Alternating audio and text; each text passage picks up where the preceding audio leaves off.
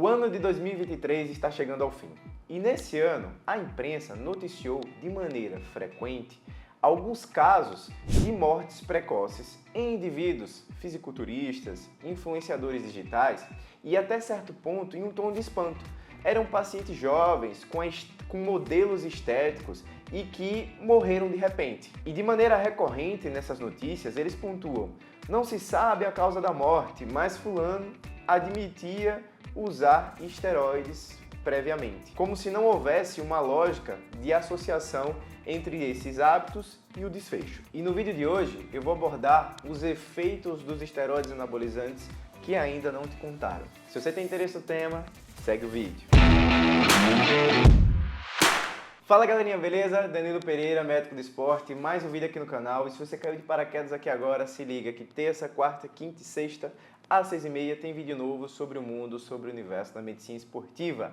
Temas escolhidos por vocês. E de maneira recorrente, eu recebo contatos de pessoas com interesse em agendamento de consulta. Uma pergunta recorrente: você trabalha com hormônio? Você prescreve ergogênicos? Parênteses, como se o ergogênico fosse igual ao hormônio. Obviamente não é. Recurso ergogênico é tudo que melhora a performance e melhora o rendimento. Fecha esse parênteses. Então, por conta dessas dúvidas recorrentes, eu resolvi trazer alguns dados de estudos, porque aqui no canal, conteúdo baseado em evidência científica, não à toa tem o selo do YouTube Health, e não estou aqui para atacar ninguém, estou aqui para orientar. Qual é a estatística que a gente tem hoje? O uso de esteroides anabolizantes, você tem uma parcela de usuários entre os atletas de alta performance, entre os praticantes de musculação e os fisiculturistas. E uma coisa que me preocupa: adolescentes e adultos jovens. E algo que potencializa esse desejo de ser aceito na sociedade, essa necessidade de uma autoafirmação, são as redes sociais. Um dado que me chocou: existe na rede do TikTok umas hashtags associadas ao uso, orientações, recomendações de ciclo,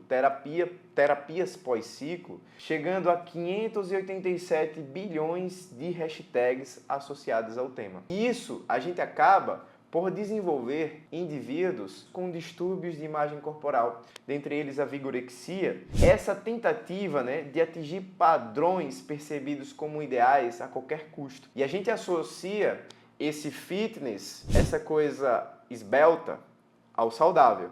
E obviamente não é. Tem também essa influência digital como um alcance de sucesso, fama, dinheiro, publicidades. E dos que usam desse contexto aqui, por vezes se noticiam: não, mas eu estou orientando fulano que, se quiser, tem que estar ciente dos efeitos colaterais. Mas na verdade não é essa a imagem que acaba sendo passada. Um outro parênteses que eu preciso abrir aqui é para o público LGBTQIA+, porque principalmente para o público trans, que é biologicamente diferente do que nasceu, isso aqui muda o contexto da história. Porque aos prescritores, eles utilizam de argumentos muito fúteis, superficiais. Ah, mas o público trans acaba utilizando.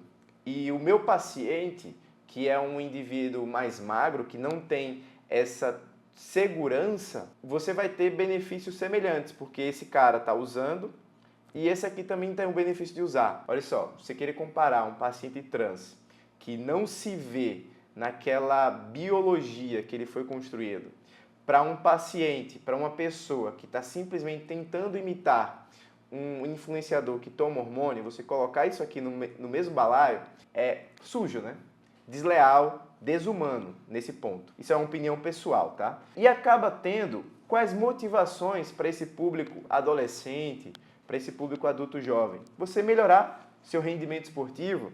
E aí eu vou colocar uma comparação. Teve um dado de uma maratona do México. Foram 30 mil corredores. Desses 30 mil, 11 mil foram desclassificados. Sabe por quê?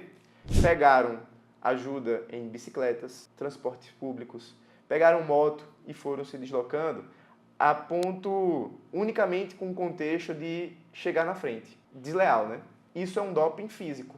Quando você usa um hormônio para ganho de performance, para ganho de rendimento, isso é um doping químico. Então você está jogando sujo, você está sendo desleal com o seu adversário, da mesma maneira que esse cara teve esse doping físico.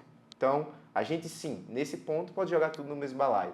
E associar que todos os atletas de alta performance utilizam, balela, né? Seguindo nessas motivações, né? A melhoria de imagem corporal, essa autoestima, uma própria pressão estética, né, da nossa sociedade, de você exaltar aquilo que é esbelto a qualquer custo, a gente tem que dar uma repensada nesse processo e conseguir diferenciar o fitness do saudável.